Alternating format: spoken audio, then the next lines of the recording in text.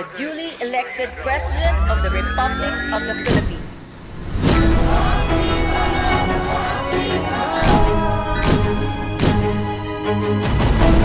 And to express again your power as a people. Proclaim martial law of the Philippines. You disperse the crowd without shooting them.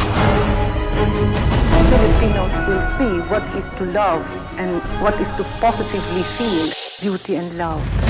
Therefore, it's nothing more than democracy. I am going back to the Philippines, so be it.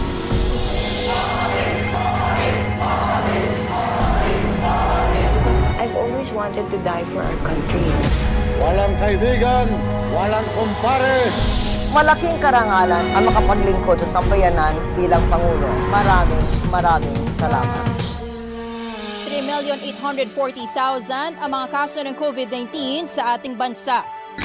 Community quarantine is hereby imposed in time of Metro Manila. Ferdinand Romualdez Marcos Jr., the duly elected President of the Republic of the Philippines.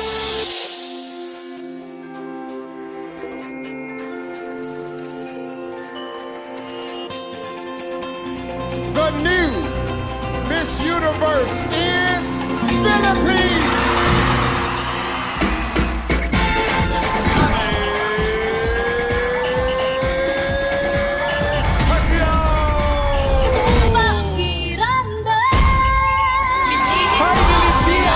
The gold medalist of the women's 55 kilogram category